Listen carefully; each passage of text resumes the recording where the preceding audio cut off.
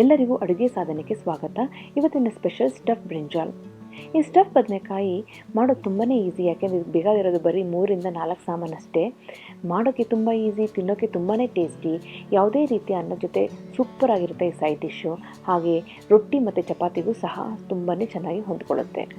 ಈ ಸ್ಟಫ್ ಬದನೆಕಾಯಿಗೆ ನಾನಿಲ್ಲಿ ಸಣ್ಣ ಬದನೆಕಾಯಿನ ಸೆಲೆಕ್ಟ್ ಮಾಡಿಟ್ಕೊಂಡಿದ್ದೀನಿ. ನೋಡಿ, ಈ ಸೈಜ್ ಆದರೆ ಕರೆಕ್ಟು. ಎಲ್ಲ ಒಂದೇ ಸೈಜ್ ಇದ್ದರೆ ಒಳ್ಳೆಯದು, ಬೇಯೋಕ್ಕೆ ಈಸಿ ಆಗುತ್ತೆ. ಈ ಬದನೆಕಾಯಿನ ಮುಂದೆ ಮಾತ್ರ ಈ ರೀತಿ ಪ್ಲಸ್ ಆಕಾರದಲ್ಲಿ ಕಟ್ ಮಾಡಿಕೊಂಡು ಹಿಂದೆ ಹಾಗೆ ಇಟ್ಕೋಬೇಕು. ಅಂದರೆ ಬದನೆಕಾಯಿ ಥರನೇ ಕಾಣಿಸ್ಬೇಕು, ಮುಂದೆ ಮಾತ್ರ ಪ್ಲಸ್ ಆಕಾರದಲ್ಲಿ ಕಟ್ ಮಾಡಿಟ್ಕೋಬೇಕು. ನೀರಿನಲ್ಲಿ ಹಾಕಿರೋದು ಕಪ್ಪಾಗಬಾರ್ದು ಅನ್ನೋ ಒಂದೇ ಕಾರಣ, ಹಾಗಾಗಿ ಇನ್ನು ಕಟ್ ಮಾಡಿಬಿಟ್ಟು ನೀರಲ್ಲಿ ಹಾಕಿಟ್ಟಿದ್ದೀನಿ. ಈಗ ನಾವು ಸ್ಟಫಿಂಗ್ಗೆ ರೆಡಿ ಮಾಡ್ಕೊಳ್ಳೋಣ. ಇಲ್ಲಿ 2-3 ಮೀಡಿಯಮ್ ಸೈಜ್ ಈರುಳ್ಳಿನ ದಪ್ಪ ಕಟ್ ಮಾಡಿಟ್ಕೊಂಡಿದ್ದೀನಿ. ಅದನ್ನು ನಾನಿಲ್ಲಿ ಮಿಕ್ಸಿ ಜಾರಿಗೆ ಹಾಕ್ಕೊಂಡು ರುಬ್ಕೋತೀನಿ. ಈರುಳ್ಳಿ ಜೊತೆ 1.5 ಟೇಬಲ್ ಸ್ಪೂನಷ್ಟು ಸಾಂಬಾರು ಪುಡಿ ಹಾಕ್ಕೊಳ್ತಾ ಇದ್ದೀನಿ. ಸಾಂಬಾರು ಪುಡಿನಲ್ಲಿ ಅರಿಶಿನ ಇದ್ದರೆ ಅರಿಶಿನ ಹಾಕೋ ನೆಸೆಸಿಟಿ ಇಲ್ಲ. ಹಾಗೆ ರುಚಿಗೆ ತಕ್ಕಷ್ಟು ಉಪ್ಪು, ಸ್ವಲ್ಪ ಅರಿಶಿನ ಪುಡಿ ಹಾಕಿದ್ದೀನಿ. 2 ಏಲಕ್ಕಿ, ಘಮ ಅಂತ ಸ್ಮೆಲ್ ಬರಬೇಕು. ಹಾಗಾಗಿ ಇದಕ್ಕೆ ಸ್ವಲ್ಪ ನೀರು ಹಾಕ್ಕೊಂಡು ಈ ರೀತಿ ರುಬ್ಕೋಬೇಕು.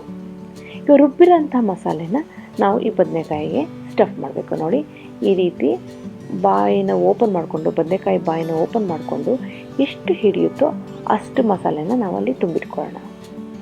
ಹೀಗೆ ನಾವು ಎಲ್ಲ ಬದನೆಕಾಯಿಗೂ ಸಹ ತುಂಬ್ಕೋಬೇಕು. ತುಂಬಾ ಈಸಿ ಇದು ಸ್ಟಫ್ ಬದನೆಕಾಯಿ, ಅಷ್ಟೇ ರುಚಿಯಾಗಿರುತ್ತೆ. ಮೊಸರನ್ನಕ್ಕಂತೂ ಸೂಪರಾಗಿರುತ್ತೆ ಈ ಸ್ಟಫ್ ಬದನೆಕಾಯಿ. ನೋಡಿ, ಈ ರೀತಿ ಎಲ್ಲ ಬದನೆಕಾಯಿಗೂ ಮಸಾಲೆ ತುಂಬಿಟ್ಕೊಳ್ಳಿ. ಚಪಾತಿಗೆ, ರೊಟ್ಟಿಗೆ ಸೂಪರ್ ಆಗಿರುತ್ತೆ. ನೋಡಿ, ಎಲ್ಲ ರೆಡಿಯಾಗಿದೆ. ಸ್ಟಫಿಂಗ್ ಎಲ್ಲ ತುಂಬಿ ಬದನೆಕಾಯಿ ರೆಡಿಯಾಗಿದೆ. ಈಗ ನಾವು ಫ್ರೈ ಮಾಡ್ಕೋಬೇಕು. ಇಲ್ಲಿ ಉಳಿದಿರೋ ಅಂತಹ ಮಸಾಲೆನೂ ಸಹ ಇಟ್ಕೊಂಡಿದ್ದೀನಿ. ಅದನ್ನು ಮುಂದೆ ನಾನು ಫ್ರೈ ಮಾಡಬೇಕಾದ್ರೆ ಅದನ್ನು ಉಪಯೋಗಿಸ್ಕೋತೀನಿ.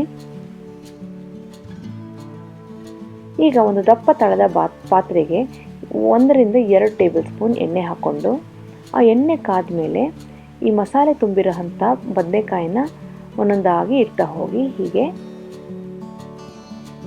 ಬೇಗ ಇದು ಜಾಸ್ತಿ ಟೈಮ್ ತೊಗೊಳ್ಳಲ್ಲ, ಯಾಕೆಂದರೆ ಸಣ್ಣ ಬದನೆಕಾಯಿ ಅಲ್ವಾ, ಹಾಗಾಗಿ ಬೇಗ ಬೆಂದ್ಬಿಡುತ್ತೆ.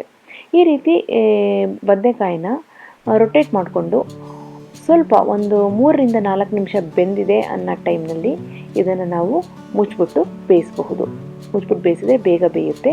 ಹೀಗೆ ಈ ಬದನೆಕಾಯಿನ ಒಂದು 2-3 ಸತಿ ರೊಟೇಟ್ ಮಾಡ್ಕೋತಾ ಇರಬೇಕು. ನೋಡಿ, ಹೀಗೆ ಎಲ್ಲ ಸೈಡ್ ರೊಟೇಟ್ ಮಾಡಿಕೊಂಡು ಒಂದು ಅರ್ಧ ಬೆಂದಿದೆ ಅನ್ನೋ ಟೈಮ್ನಲ್ಲಿ ಉಳಿದಿರೋಂಥ ಮಸಾಲೆನೂ ಸಹ ಸೇರಿಸ್ಬಿಡೋಣ. ಈಗ ನಿಮಗೆ ಜಾಸ್ತಿ ಗ್ರೇವಿ ಬೇಕು, ಜಾಸ್ತಿ ಸ್ವಲ್ಪ ಮಸಾಲೆ ಇರಬೇಕು ಅಂತ ನೀವು ಮಸಾಲೆ ರುಬ್ಕೋಬೇಕಾದ್ರೆ ನೀವು ಜಾಸ್ತಿ ಈರುಳ್ಳಿ, ಸಾಂಬಾರು ಪುಡಿ ಹಾಕ್ಕೊಂಡು ರುಬ್ಕೊಬಿಡಿ. ಆಗ ಅದು ರೊಟ್ಟಿಗೆ, ಚಪಾತಿಗೆ ಚೆನ್ನಾಗಿರುತ್ತೆ. ಅನ್ನದ ಸೈಡ್ ಡಿಶ್ಗೆ ಅನ್ನಕ್ಕೆ ಈ ರೀತಿ ಡ್ರೈ ಆಗಿದ್ರೆ ಚೆನ್ನಾಗಿರುತ್ತೆ. ನೀವು ರೊಟ್ಟಿಗೆ, ಚಪಾತಿ ಮಾಡಬೇಕು ಅಂತಂದರೆ ನೀವು ಸ್ವಲ್ಪ ಮಸಾಲೆನ ಜಾಸ್ತಿ ಮಾಡ್ಕೋಬೋದು. ಈಗ ಬದನೆಕಾಯಿ ಶ್ರಿಂಕ್ ಆಗಿದೆ, ಕರೆಕ್ಟಾಗಿ ಬೆಂದಿದೆ. ಆ ಮಸಾಲೆ ನೋಡಿ, ಅದು ಸಹ ಕಲರ್ ಚೇಂಜ್ ಆಗಿದೆ.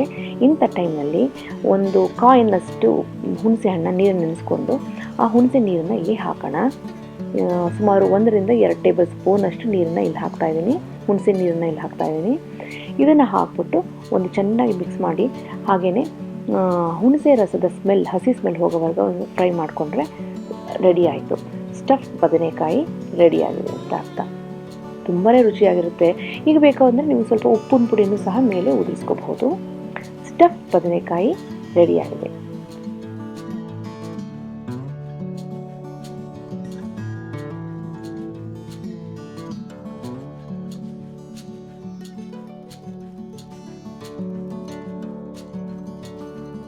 ಎಲ್ಲ ಈ ಸಿಂಪಲ್ ಆಗಿರುವಂತಹ ಸ್ಟಫ್ ಬದನೆಕಾಯಿ ರೆಸಿಪಿ ಇಷ್ಟ ಆಗಿದೆ ಅಂತ ಅಂದ್ಕೊಂಡಿದ್ದೀನಿ.